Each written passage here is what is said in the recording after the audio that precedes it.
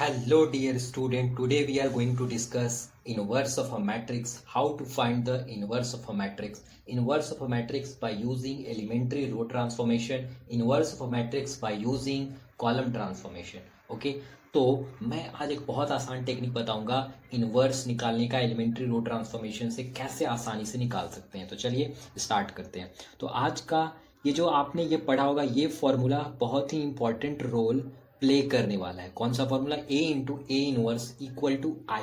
ठीक है, तो यहाँ पे ये फॉर्मूले में क्या करना होगा, आपको ए एक मैट्रिक्स गिवन होगा उसको यहाँ पे पुट करना होगा। लेट्स से मैं ये क्वेश्चन करके क्वेश्चन आपको दिखाता हूँ। ये मान लो ये क्वेश्चन को हमें सॉल्व करना है, इसका इनवर्स निकालना है बाय एलिमेंट्री रो ट्रांसफॉर्मेशन। तो पहले ये मेरा क्या है, ये मेरा एक मैट्रिक्स ए है। मैंने लेट किया कि ये मेरा मैट्रिक्स ए है और इस मैट्रिक्स का हमें इनवर्स फाइंड आउट करना है। तो इस मैट्रिक्स का हम इनवर्स फाइंड आउट करेंगे। तो हमारा ए के जगह पे किसे पुट करेंगे, इस मैट्रिक्स को मैं ए के जगह पे पुट करूंगा। ठीक है, इस मैट्रिक्स को मैं ए के जगह पे पुट कर दूंगा। ठीक है, तो चलिए स्टार्ट करते हैं। तो यहाँ पे मैंने क्या किया, उस मैट्रिक्स को पुट किया और मैट्रिक्स को पुट करने के बाद होगा क्या, ए को तुम्हें क्या करना होगा, आई में कन्वर्ट करना होगा। ए को आई में कन्वर्ट करना होगा तो उसके लिए तुम बहुत सारे रो ऑपरेशन या फिर कॉलम ऑपरेशन यूज करोगे।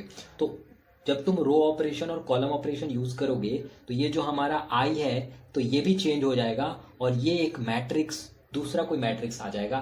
तो जो मैट्रिक्स हमें मिलेगा वो हमारा आंसर हो जाएगा। ठीक है, क्यों? क्योंकि आई इंटू ए इनवर्स क्या आएगा, आई इंटू ए इनवर्स हमारा ए इनवर्स ही आएगा और यहाँ पे जो भी लिखा हुआ रहेगा वो हमारा आंसर होगा। तो चलिए कैसे आई ए को आई में कैसे कन्वर्ट करते हैं। तो कुछ लोगों को डाउट होगा सर आई है क्या आखिर। तो चलो आई क्या है वो बता देता हूँ। I is a identity matrix. तो यहाँ पे जो आई आपको लेना है वो अकॉर्डिंग टू ए लेना है।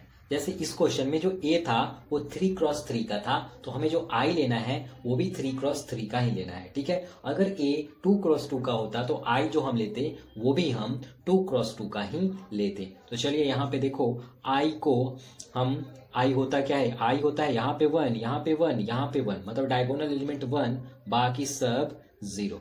ठीक है, बाकी सब 0। तो ये हमें फॉर्म करना है, मतलब ए को ऐसा बना देना है। ठीक है, ए को ऐसा बना देना है। तो उसके लिए तुम रो ऑपरेशन यूज करोगे और कॉलम ऑपरेशन यूज करोगे।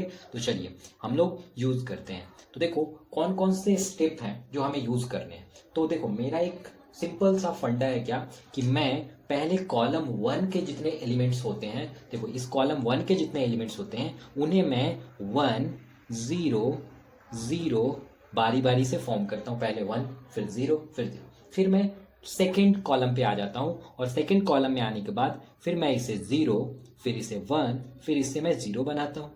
ठीक है, फिर मैं इधर आ जाता हूँ, फिर इसे मैं 0 बनाता हूँ, फिर इसे मैं 0 बनाता हूँ और फिर मैं इसे 1 बनाता हूँ। तो इसके लिए मैं यही एरो का यूज करता हूँ। ये मेरा मेथड है सॉल्व करने का। ठीक है, तो यहाँ पे वार्निंग ये है कि आप कभी भी डोंट राइट ऑपरेशन, कोई भी ऑपरेशन रैंडमली नहीं लिखना है। ऑपरेशन का मतलब एक तरह का इक्वेशंस होते हैं और कोई भी रो को या फिर कॉलम को आपको रैंडमली सेलेक्ट नहीं करना है। जो जिस ऑर्डर में मैंने बोला है कि पहले आपको पहले कॉलम को जितने एलिमेंट है पहले 1 0 0, फिर कॉलम 2 के एलिमेंट को 0 1 0 फॉर्म करना है, फिर कॉलम 3 के एलिमेंट को 0 0 1 फॉर्म करना है। ऐसा नहीं कि रैंडमली किसी भी 0 और किसी भी 1 बना दिया। इससे क्या होगा, तुम कभी भी फंस सकते हो और क्वेश्चन तुम्हारा रॉन्ग आ जाएगा। ठीक है, तो चलो तो हम इसको फॉर्म करते हैं। तो मेन जो प्रॉब्लम है कि सर 1 कैसे बनाए, 0 कैसे बनाए, कौन कौन से रो ऑपरेशन लिखे हैं उसके लिए तो मैं आपको बताता हूँ। ठीक है, हाउ टू मेक 1 बनाने के लिए मैं एक टेक्निक यूज करता हूँ, मल्टीप्लाई डिवाइड टेक्निक। आप बोलोगे सर मल्टीप्लाई डिवाइड टेक्निक कौन सी टेक्निक है जिससे आप 1 बनाते हो। देखो बहुत आसान है। देखो अगर मुझे इस 5 को 1 बनाना है लेट से, तो ये कौन से रो का पार्ट है, तो बोलोगे सर ये रो 3 का पार्ट है। तो चलो रो 3 में हमें चेंजेस लाने हैं। तो एक बात याद रखो, जिसमें भी चेंज लाना होता है उसको 2 बार लिखते हैं, जिसको भी चेंज लाना होता है उसको 2 बार लिखते हैं। तो पहले तो हम देख लेते हैं कि हम 1 कैसे बनाएं। तो चलो हमें 5 को 1 बनाना है। खुद बताओ 5 1 कैसे बनेगा, जब तुम इसमें 1/5 मल्टीप्लाई करोगे या फिर 5 से डिवाइड करोगे तभी तो 1 बनेगा। तो हमें इसे 1 बनाना है। तो 1 बनाने के लिए हम लोग क्या यूज करते हैं, अब बताओ रो 3 में चेंज होने वाला है, तो मैं क्या लिखूंगा, रो 3, इस रो 3 में क्या मल्टीप्लाई करूंगा, 1/5 मल्टीप्लाई करूंगा, तो रो 3 चेंजेस इंटू 1/5 रो 3। अब क्या हो गया, देखो R3 दो बार लिखा, मतलब R3 में चेंज आ जाएगा, ठीक है। तो इससे इससे केवल ये चेंज नहीं होगा, ये भी चेंज हो जाएगा, ये भी चेंज हो जाएगा, या फिर जहां जहां इस क्वेश्चन में रो 3 होगा वो चेंज हो जाएगा। याद रखना, जहां जहां, अगर तुम्हारे पॉकेट में भी रो 3 घूम रहा है तो वो भी चेंज हो जाएगा, ठीक है। तो बोलो सर ये कौन सा टेक्निक है, तो देखो ऐसा तुमने पढ़ा होगा, RI चेंजेस इंटू KRI, ठीक है। तो ये हम लोग ये टेक्निक यूज कर रहे हैं, ठीक है। तो ये होता है 1 बनाने की टेक्निक। अब आते हैं 0 बनाने की टेक्निक। तो 0 बनाने के लिए मैं एडिशन सब्सट्रैक्शन टेक्निक यूज करता हूं। अब बताओ 0 कैसे बनता है, कोई भी चीज 0 कैसे बनता है, सेम में से सेम को सब्सट्रैक्ट करोगे तभी तो 0 बनेगा। सेम में से सेम को, लाइक अगर तुम बोल रहे हो सर इस 5 को 0 बना दो, तो चलो 5 को 0 कैसे बनाओगे, बताओ 5 को 0 कैसे बनाओगे, 5 में से 5 सब्सट्रैक्ट करोगे तभी तो 0 होगा। या फिर किसी क्वेश्चन में मान लो ये -9 होता, तो तुम क्या करते, बताओ -9 को 0 कैसे बनाओगे, जब इसमें +9 ऐड करोगे। मतलब हमें जो रो ऑपरेशन या फिर कॉलम ऑपरेशन जनरेट करना है वो इन्हीं के बेसिस पे क्रिएट करना है, इन्हीं फेनोमिना, इन्हीं ऑपरेशंस के बेसिस पे क्रिएट करना है, जनरेट करना है। तो चलो स्टार्ट करते हैं हम लोग करना। तो देखो पहले हम ये देखते हैं, ये कौन सा है, 5 R2 में आ रहा है, मतलब मुझे R2 में चेंज लाना है। तो R2 में कैसे चेंज आएगा, खुद बताओ। R2 में चेंज लाने के लिए R2 को 2 बार लिखना होगा। अब बताओ R2 में से किसे सब्सट्रैक्ट करें, तुम चाहो तो नीचे वाला यूज कर सकते हो या फिर इसका ऊपर वाला यूज कर सकते हो, ठीक है। दाएं बाएं नहीं यूज करना, हमेशा ऊपर नीचे वाला यूज कर सकते हो, ठीक है। ऊपर वाला या फिर नीचे वाला, ऊपर वाला मतलब कितना भी ऊपर हो यूज कर सकते हो, ठीक है। जैसे अगर मैं 3 में चेंज लाना चाहता हूं तो मैं 3 के ऊपर वाले दोनों को यूज कर सकता हूँ। 5 में चेंज लाना चाहता हूँ तो 9 और 3 को यूज कर सकता हूँ। 9 में चेंज लाना चाहता हूँ तो मैं 5 और 3 को यूज करूंगा, ठीक है। लेकिन उसके बाएं वाला और दाएं वाले को यूज नहीं करना है, ठीक है। तो चलो R2 changes into R2 minus, अब मैं ये यूज करना चाहता हूं, ठीक है। तो मैं क्या लिखूंगा, R2 माइनस 1/9, सॉरी 5/9 R1। तो बोलोगे सर ये आपने कैसे किया, ये ऑपरेशन कैसे लिखा, तो देखो मुझे लाना है 5 को मुझे बनाना है क्या, 0। तो मैं क्या करूंगा 5 को मुझे 0 बनाना है ना, तो 5 में मैं रो 1 को यूज कर रहा हूं, तो रो 1 में तो 9 है।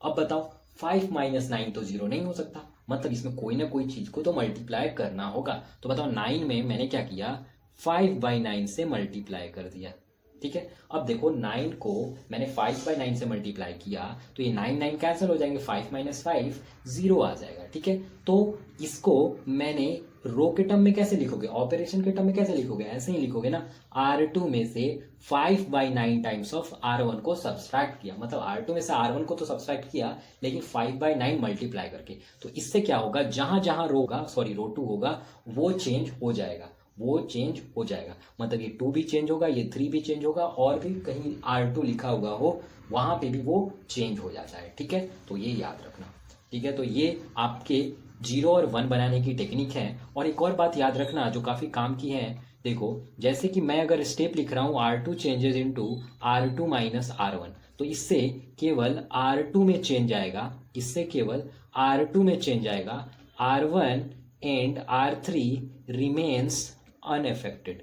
तो ये क्या होंगे, रिमेन्स सेम रहेंगे। तो ये बोल देता हूं कि ये दोनों क्या होंगे, रिमेन्स सेम। तो इसका कॉन्सेप्ट याद रखना, ठीक है। अगर R2 वाला ऑपरेशन यूज कर रहे हो तो R2 में चेंज आएगा, R1 और R3 में नहीं आएगा। लेकिन अगर कोई बोले सर अगर मैं R1 का ऑपरेशन यूज करूं तो क्या होगा, अगर तुम R1 का ऑपरेशन यूज करोगे तो R1 में चेंज आएगा, R2 और R3 में कोई चेंज नहीं आएगा, उसको एज कॉपी कर देना, ठीक है। अगर R3 का ऑपरेशन यूज करोगे तो R3 में चेंज आएगा, R1 और R2 स्टिल रिमेन्स सेम, ठीक है। तो चलो हम एक क्वेश्चन पिक करते हैं और इस क्वेश्चन की सहायता से तुम्हें समझाने की कोशिश करते हैं, ओके। चलो एक एग्जांपल के साथ स्टार्ट करते हैं। तो यहाँ पे आपको दिख रहा है A एक मैट्रिक्स है, 1 1 2 2 1 4 3 5 7। तो इसको सॉल्व करते हैं। तो यहाँ पे एज वी नो दैट कि ये वाला हमारा बहुत इंपॉर्टेंट फॉर्मूला होने वाला है, A into A inverse equal to I। और मैंने आपको ये बताया था ये वाला फॉर्मूला बहुत ज्यादा इंपॉर्टेंट है in order to find inverse of a matrix by elementary row transformation, ठीक है, या फिर एलिमेंट्री कॉलम ट्रांसफॉर्मेशन के लिए। तो चलो, हमारा ए गिवन है तो ए के जगह पे रख दिया, ए इनवर्स यहां पे आ गया, और ये आई फॉर आइडेंटिटी मैट्रिक्स। यहाँ पे जो आई है वो आई क्या होता है, आई होता है आइडेंटिटी मैट्रिक्स, ठीक है। तो आइडेंटिटी मैट्रिक्स का आपने नाम सुना ही होगा। तो मैंने एक एग्जांपल पिक किया है 3x3 का, ताकि वो काफी डिफिकल्ट होता है तो वो। तो देखो आपको करना क्या है, आपको क्या करना है, ये जो बंदा लिखा हुआ है ये वाला मैट्रिक्स, इसको क्या करना है, आई बना देना है, और यहां पे जो भी लिखा हुआ आए, यहां पे जो भी लिखा हुआ है वो हमारा क्या होगा, आंसर होगा, ठीक है। यहां पे जो भी लिखा हुआ है वो हमारा आंसर होगा। तो हमें करना क्या है, इसे आई में कन्वर्ट करना है। इसे आई में कन्वर्ट करने के दौरान जो भी तुम स्टेप्स यूज करोगे, जो भी एलिमेंट्री रो ट्रांसफॉर्मेशन या फिर एलिमेंट्री कॉलम ट्रांसफॉर्मेशन यूज करोगे, वो यहां पे यूज करना। तो यहां पे जो भी आंसर आएगा दैट इज आवर आंसर। तो चलो स्टार्ट करते हैं। तो मैंने तुम्हें बताया था कि 1, पहले देखो पहला स्टेप क्या है, ये है 1। तो 1 है, तो 1 तो हमें पहले यहां पे चाहिए, क्या होता है, यहां पे चाहिए होता है 1। तो ये 1 ऑलरेडी है तो कोई डिस्टर्ब नहीं है। चलो उसके बाद नीचे क्या लिखा हुआ है 1।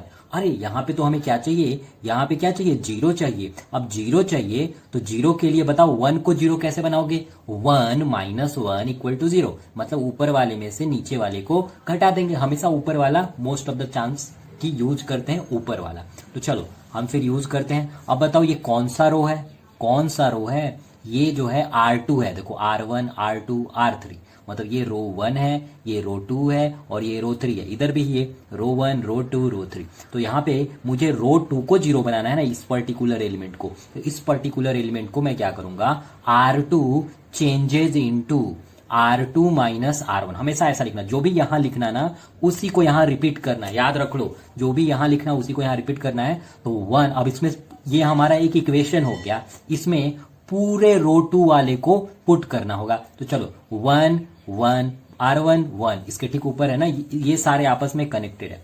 तो 1 - 1 तो 0, ठीक है। फिर देखो अब बाकी सब देखो, पहले मैं क्या करूंगा, नीचे आने से पहले हमें चेंज लाना है केवल इसमें। तो केवल चेंज लाना है सेकेंड रो में। तो पहले क्या करो, तुम जो फर्स्ट रो के एलिमेंट है 1 2 3 1 2 3 एज इट इज लिख लो। रो 3 के जो एलिमेंट है 2 4 7, तो लिख लो 2 4 7। फिर इधर भी 1 0 0 तो 1 0 0, फिर 0 0 1 तो 0 0 1। केवल रो 2 में चेंज आने वाला है, इसलिए रो 2 को सबसे लास्ट में लिखेंगे इस पर्टिकुलर स्टेप में। तो बताओ 1, इसमें इक्वेशन में मैंने पुट किया 1 - 1 तो आ गया 0। फिर इसमें दूसरे वाले की बारी 1 - 2, देखो यहां पुट करो 1 और यहां पुट करो 2, क्योंकि ये रो R1 क्या है 2, इसके लिए 1 - 2 -1।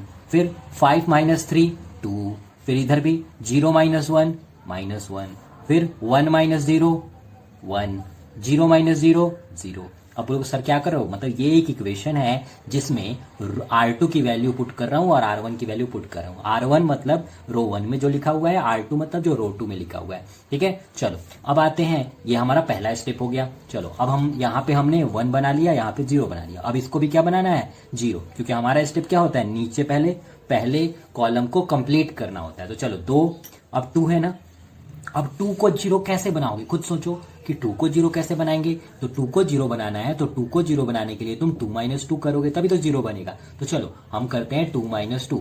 तो चलो यहाँ पे लिखा हुआ है 2, तो ये कौन से रो का पार्ट है, R3 का पार्ट है। तो मैं लिखूंगा R3 changes into R3 - 2R1। अब बोलोगे सर 2R1 क्यों, अरे R1 को तुम यूज कर रहे हो, तो बोलोगे सर R2 यूज नहीं कर सकते क्या, नहीं, जो तुमने बना दिया है अगर उसे वापस डिस्टर्ब करोगे तो उससे पूरा तुम्हारा रो डिस्टर्ब हो जाएगा। तो तुम्हें क्या करना चाहिए, एक बार इसको तो तुमने खुद से 0 बनाया है, अगर इसको यूज करोगे तो ये डिस्टर्ब हो सकता है, तो इसीलिए ऊपर वाले से ही। तो यहाँ पे क्या करो, R3 - 2R1, तो R3 - 2R1। अब 2R1 क्यों, अरे 1 को 2 बनाओगे, कैसे 1 को 2 बनाओगे, इसमें जब 2 मल्टीप्लाई करोगे तो 2 ये बन गया और ये 2, तो 2 - 2 2 - 2 0, ठीक है। तो पहले तुम क्या करो, ये वाला स्टेप करने से पहले देखो मैंने कौन सा स्टेप लगाया है, R3 चेंजेस इनटू, मतलब चेंज किस में आने वाला है, चेंज किस में आने वाला है, R3 में चेंज आने वाला है। मतलब R1 और R2 को कॉपी कर दो सेम,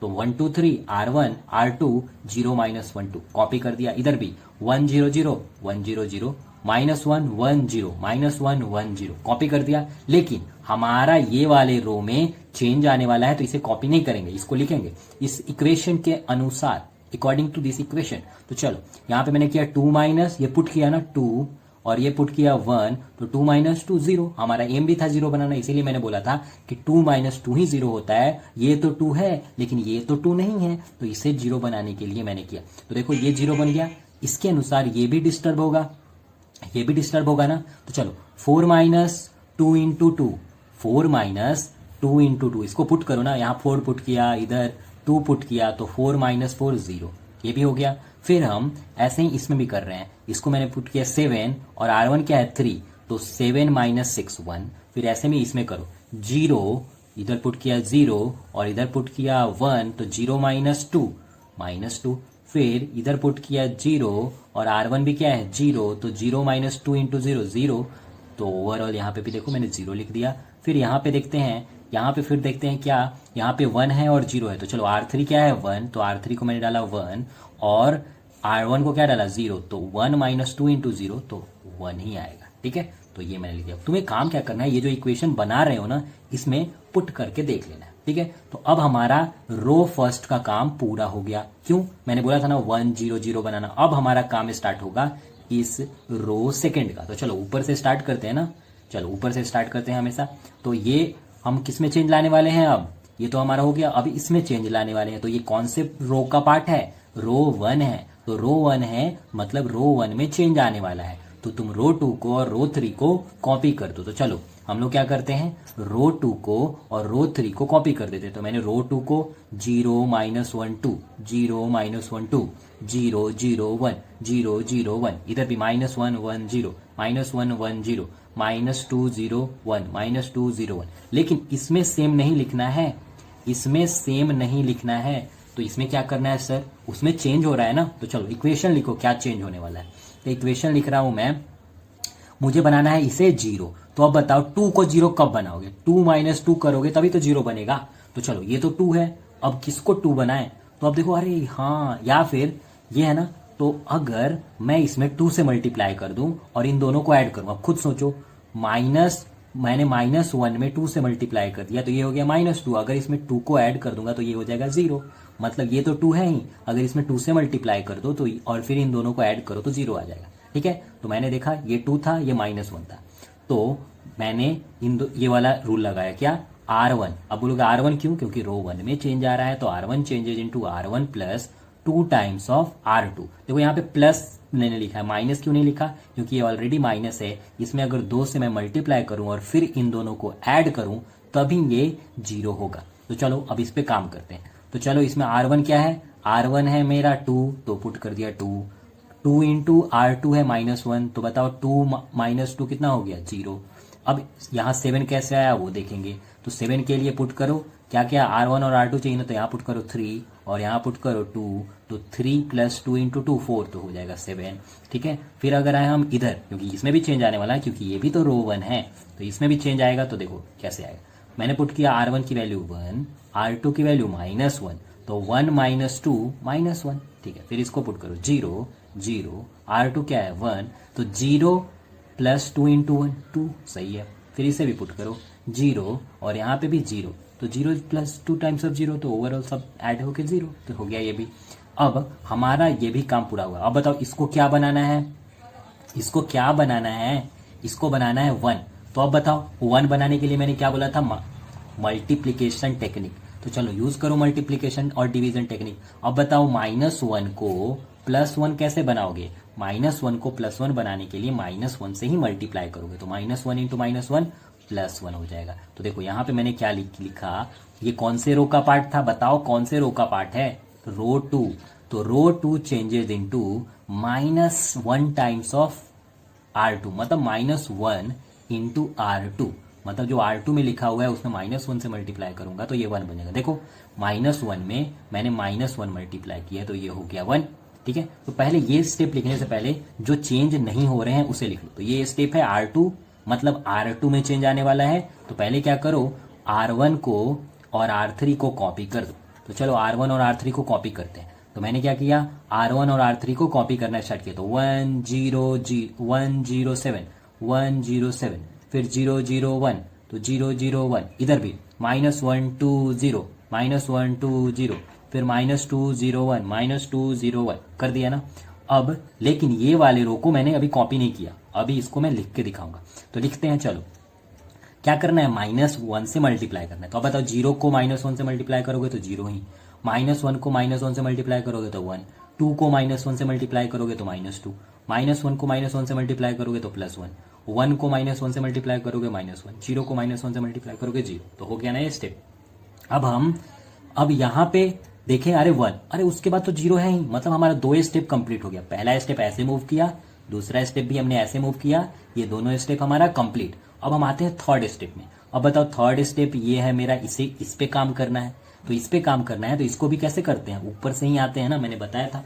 तो ऊपर से ही आओ। तो चलो अब 7 को 0 बनाना है। तो बताओ 7 को 0 कब बनाओगे, जब 7 - 7 का इक्वेशन मिले। कैसा मिले, 7 - 7। तो ये तो ऑलरेडी 7 दिख रहा है, ये ऑलरेडी 7 दिख रहा है। अब बताओ 7 इजिली इससे बन सकता है ना, अरे इससे बन सकता है ना। 1 को 7 से मल्टीप्लाई करो तो ये हो जाएगा 7। तो 7 - 7 = 0। मतलब मुझे क्या करना होगा, ये कौन सा रो है, R1 है, तो लिखना होगा R1 changes into R1 minus 7 times of R3, 7 times of R3। ये मैंने स्टेप लिख दिया। अब ये स्टेप लिखने के बाद अब बताओ कॉपी करना स्टार्ट करते हैं। किसमें चेंज आने वाला है, किसमें चेंज आने वाला है, चेंज आने वाला है रो 1 में, चेंज आने वाला है रो 1 में। तो हम रो 1 को चेंज करेंगे, ठीक है, बाकी और किसी को चेंज नहीं करेंगे। तो चलो रो 1 को हम चेंज करते हैं। चलो यहां पे देखो, मैंने R1 changes into R1 - 7 R3 लगाया। तो इसके अनुसार क्या चेंज होने वाले चाहिए, केवल रो 1 चेंज होने वाला चाहिए। तो मैंने क्या किया, रो 2 को और रो 3 को, रो 2 को और रो 3 को कॉमन कर दिया, रो 2 को और रो 3 को सीधा कॉपी करके लिख दिया। अब हमें बारी है ऊपर वाले की। तो यहाँ पे क्या था, 7 था ना, तो मैंने 7 - 7 टाइम्स ऑफ 7 किया तो ये 0 हो गया, ठीक है। बाकी समय कोई चेंजेस नहीं आया था। यहाँ पे देखो, इधर क्या था पहले, इधर था पहले -1 2 0। तो मैंने सारे, इस वाले में भी चेंज आएगा ना, ये वाले में। तो मैंने क्या किया, उठा के इन सारी चीजों को इधर मैंने पुट किया, और पुट करने पे ये आ गया +13, ये आ गया 2 और ये आ गया -7, ठीक है। तो अब हमारा कितना काम हो चुका है, हमारा काम बहुत हो चुका है, ठीक है, बहुत सारे काम हम लोग कर चुके हैं। अब देखो, अब हमारा ये 0 हो गया, और ये कितना है, ये वाला है -2। तो ये वाला है -2। अब इसको हम लोग करते हैं।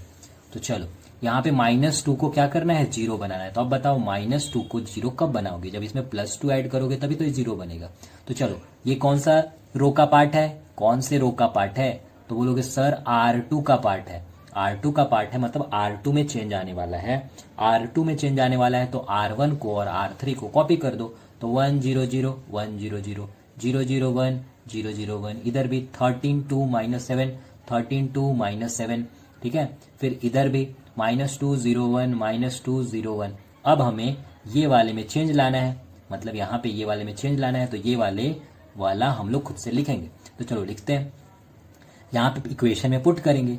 तो मैंने क्या लिखा है, R2 changes into R2 + 2 R3। ऐसा क्यों लिखा, यहाँ पे देखो R2 - 2 + 2 × 1 करोगे तभी तो ये 2 बनेगा, तो इसलिए 2 R3, क्योंकि 1 है रो 3 में, ठीक है।